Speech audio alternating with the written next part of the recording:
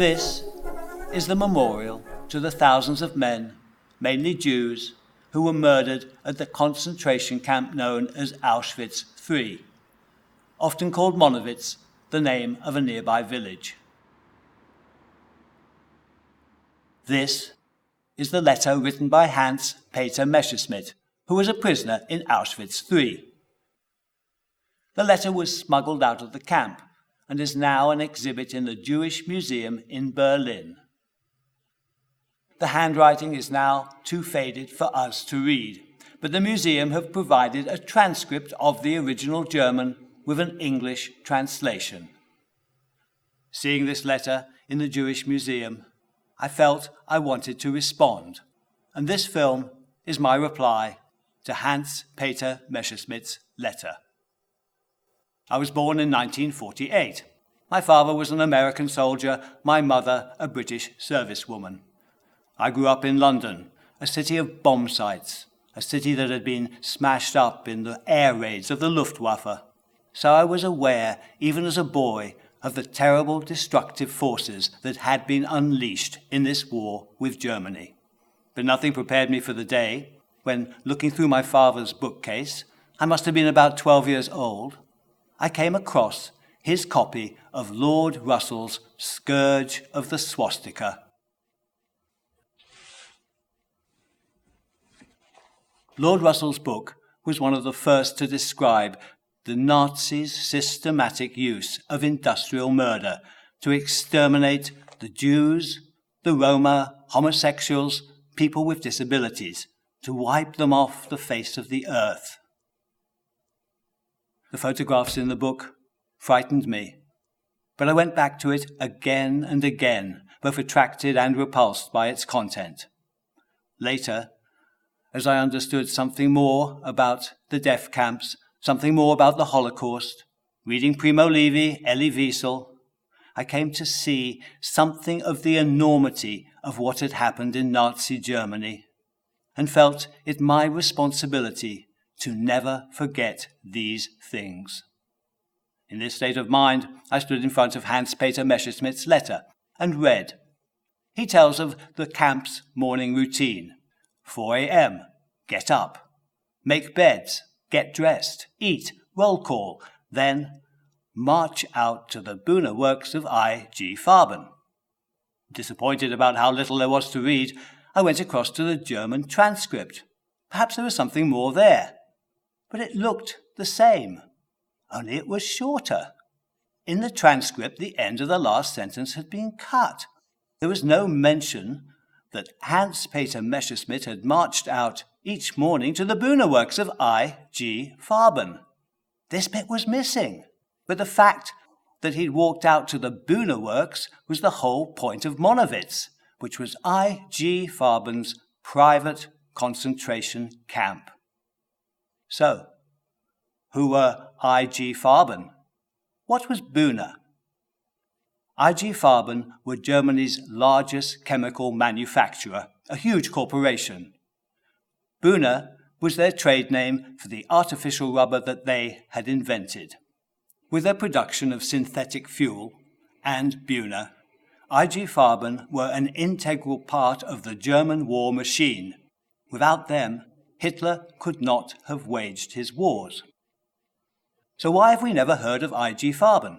That's because, after the war, the Allies broke the company up into its constituent parts, parts that now comprise the familiar names of Bayer, BASF, Hoechst, and Agfa, companies that bear the historic responsibility for the crimes of IG Farben, but whose change of name has removed them from association with that company. So, Hans-Peter Messerschmitt wrote his letter from Monowitz. Auschwitz was a group of camps. Auschwitz I, which was the first camp, an SS administrative center, an extermination camp, and the camp over whose gates were the words Arbeit macht frei. Auschwitz II, Birkenau, was built in 1942 as an extermination camp for Jews, of whom between 1.2 and 1.6 million were murdered here Roma too were also exterminated, murdered, and it was a holding ground for the dispersal of Jewish slaves to German industry. The trains transporting the Jews passed through these gates, the gates of death, and stopped here, at the selection platform, where the human cargo was bundled out. Hans-Peter Messerschmitt would have stood here, hungry, exhausted, bewildered, wondering what was going to happen next. What happened next was selection. Women with children, the young, the old, the infirm, were sent to the left. Often they were forced to walk down this road.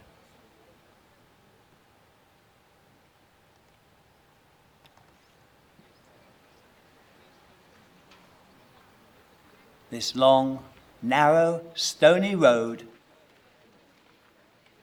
which led to the steps, which led to the changing room, which led to the gas chambers where they were killed and their bodies burnt. Hans-Peter Messerschmitt would have been sent to the right, to Monowitz, the camp built and paid for by IG Farben, who had a contract with the SS, that the SS should send them an unending supply of Jewish male slaves who could be worked to death on the construction site of the huge Buna plant. Monowitz and the Buna plant were IG Farben's industrial death camp. The story of IG Farben is that they cooperated with SS because the SS were responsible for selecting out the sick, exhausted prisoners from the construction site. And these prisoners would be getting back to Birkenau for better treatment. The transport back to Birkenau, that was, of course, the death sentence for these poor people.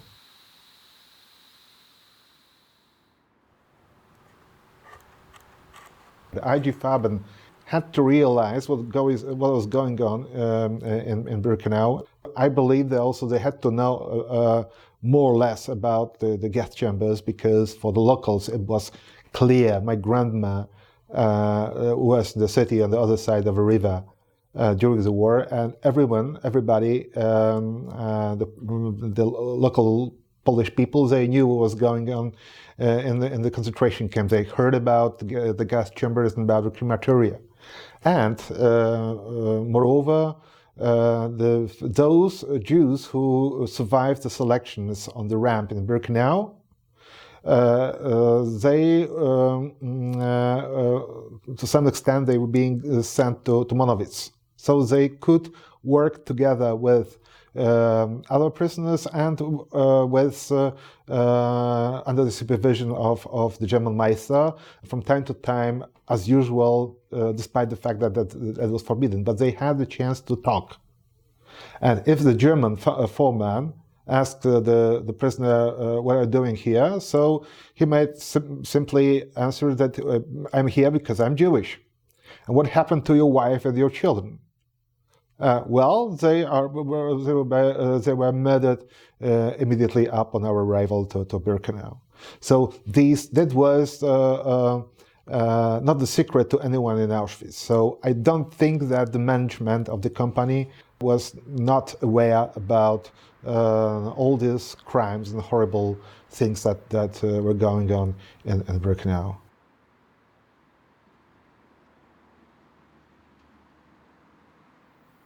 This film is personal. Personal on account of Hans-Peter Messerschmitt. I'm thinking how he might feel if he visited the Jewish Museum in Berlin today and saw that the transcript of his letter omitted mention of IG Farben. I think he would have felt betrayed. What were the museum thinking of? Are they trying to protect the German people from knowledge of the past criminality of their industry? Are they trying to protect the prestigious successor firms of IG Farben from contamination with the name? I wrote to the Jewish Museum and asked why they had cut the final sentence of the letter. On the 16th of October, I received a reply from Maren Kruger, who wrote, "The German version of the text indeed differs from the English version. This is due to the fact that there was no space on the German label to include the whole sentence." I am skeptical about this reply. Looking at the labels, I think there is room enough for the names of IG Farben and the Buna plant. But even if there's not, could not the museum have engaged in a little lateral thinking and used larger labels? Whatever the reason, the decision to cut the sentence does no honor either to Hans-Peter Messerschmidt or to the thousands who suffered and died at Monowitz.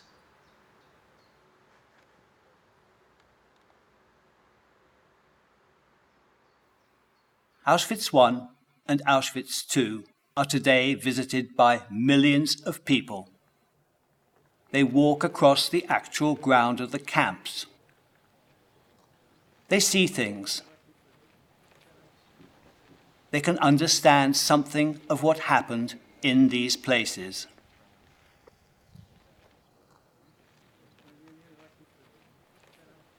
But Monowitz, Auschwitz III, has disappeared. There's the memorial, but there are few visitors, no flowers, just silence, and the sound of passing cars. Nothing besides remains, and only a few experts even know where it was. We are by the entrance to the former Nazi extermination camp Auschwitz III Monowitz. Here was the main gate that led to the camp and the main street. We separated the camp into several smaller sectors.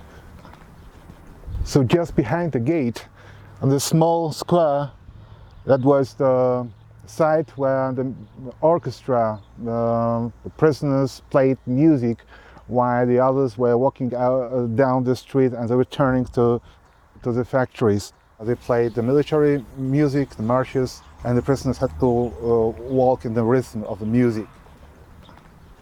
The camp consists of 60 barracks, wooden ones, and was built by IG Farben in 1942 and practically donated to the SS. In the middle of 1944, about 11,000 prisoners, mostly Jews, were here. They had to work in the IG Farben plant over there, and each day they have to leave the camp after the roll call. They were walking down the streets and they were turning right and then to the factory. It was the biggest sub-camp of Auschwitz. In the middle of 1944, about 11,000 prisoners, mostly Jewish, were here in this camp. About half of the population of the Monowitz camp died here, some of them in the hospital here. Most cases they were selected and sent to Birkenau to be killed in the gas chambers. I wonder if the Jewish Museum in Berlin understands the significance of Monowitz. I think that Monowitz says things to us that Auschwitz I and Auschwitz II don't quite say.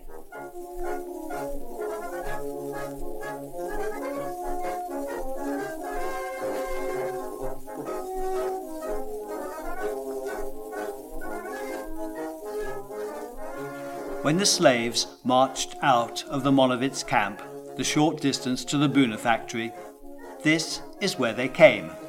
Of course, this is the new chemical works built on the site of the old Buna plant. The company that runs this new plant has no connection with IG Farben. The site is simply a good place for a chemical factory. And the site you see here is only half the size of the original Buna works, where in 1944 some 30,000 people worked. Thousands of slaves from Auschwitz III, Polish and European forced laborers, but also thousands of German construction workers.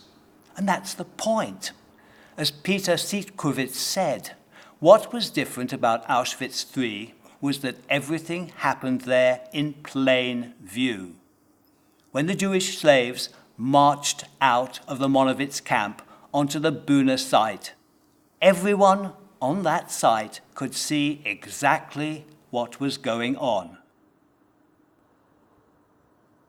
It was German construction workers who witnessed the daily arrival of thousands of starved Jewish slaves, watched as they were sadistically beaten for not working fast enough, watched as they fell dead on the spot from abuse and exhaustion, their bodies carried back to Monowitz for the roll call on the shoulders of their comrades.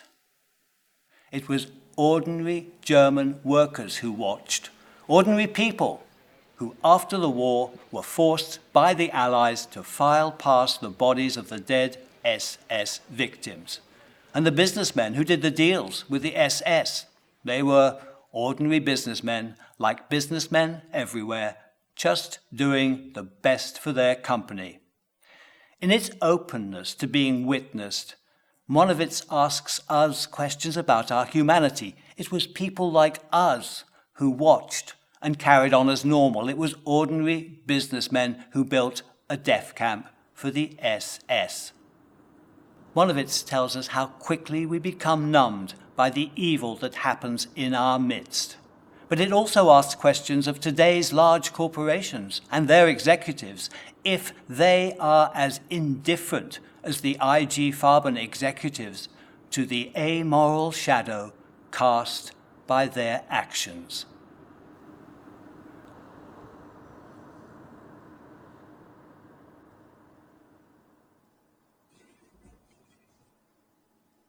After the war, 24 IG Farben executives were put on trial, charged with mass murder and enslavement in relation to Monowitz and the Buna plant. The trial ended in 1948, and 19 of the men were found innocent of all charges. Only 5 IG Farben executives were found guilty and sentenced as follows. Otto Ambrose, guilty of slavery and mass murder. Sentence, 8 years in prison. Walter Dürfeld, guilty of slavery and mass murder. Sentence, 8 years in prison. Franz Termeer, guilty of slavery and mass murder. Sentence, 7 years in prison. Karl Krauch, guilty of slavery and mass murder. Sentence, 6 years in prison. Heinrich Bütefisch, guilty of slavery and mass murder. Sentence, 6 years in prison. Comment made by one judicial observer at the time was that these sentences were light enough to please a chicken thief. In fact, none of the IG Farben managers spent more than 2 years in prison, and one of them, Franz Termeer, after serving 2 years for mass murder and slavery, in 1956 was appointed chairman of the supervisory board of Bayer, back where he belonged, as chairman of a company that would make a significant financial contribution to the foundation of the Jewish Museum in Berlin. It all ended very well for IG Farben and its executives. After the war, the company disappeared, out of sight, out of mind, to be reincarnated as shiny new corporations, and their executives restored to their privileged positions. The issue is one of corporate responsibility, corporate accountability. If the sentences handed out for mass murder and enslavement amount to nothing more than spending a couple of years in prison, what message does this send out to today's large multinational corporations and their executives who dominate the economy of the world. The message is that they are inviolable, that the desecration and exploitation of the world's resources for which they are responsible will have few consequences. Unfortunately, the presentation of the letter by the Jewish Museum in Berlin sends out the same message. If the memorial to the thousands who suffered and died at Monowitz commands that we remember the evil that was done there, then the treatment of the letter by the museum that leaves out the name of IG Farben suggests it would be better to forget the name of the perpetrator of that evil. Lastly, Hans-Peter Messerschmidt. It is thought that he survived Monowitz, that he survived the war, but we have no more information about him, and all that is left of him is the letter from Auschwitz. And this film is my reply to his letter.